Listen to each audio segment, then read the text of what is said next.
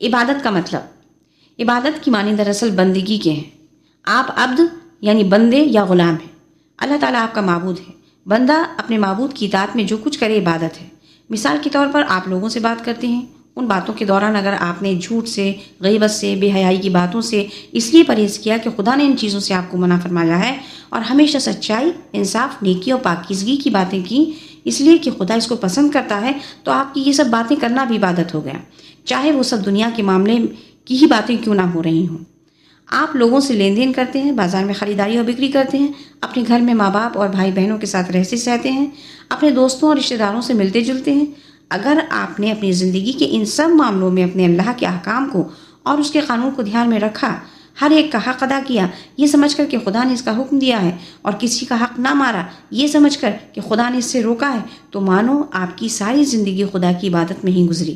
آپ نے کسی غریب کی مدد کی، کسی بھوکے کو کھانا کھلایا، کسی غریب کی خدمت کی، اور ان کاموں میں اپنے آپ کو کسی ذاتی فائدے یا عزت یا نام آوری کے لیے نہیں بلکہ خدا کی خوشنودی کو سامنے رکھ کر کیا، تو ان سب کی گنتی عبادت میں ہوگی۔ آپ نے تجارت، کاروبار یا مزدوری کی اور اس میں خدا کا خوف کر کے پوری سچائی اور ایمانداری سے کام کیا، حلال کی روزی کمائی اور حرام سے بچتے رہے، تو یہ روزی کمانا بھی خدا کی عبادت میں لکھا جائے گا۔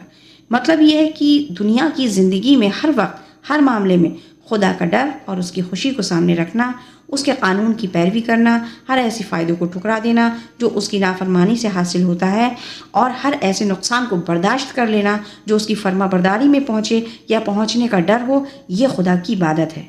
اس طریقے کی زندگی سراسر عبادت ہی عبادت ہے، یہاں تک کہ ایسی زندگی میں کھانا پینا، چلنا پھرنا، سونا جاگنا، بات چیت کرنا سب کچھ عبادت میں داخل ہے۔ یہ عبادت کا اصل مطلب ہے۔ اسلام کا اصل مقصد مسلمان کو ایسے ہی عبادت گزار بندہ بنانا ہے۔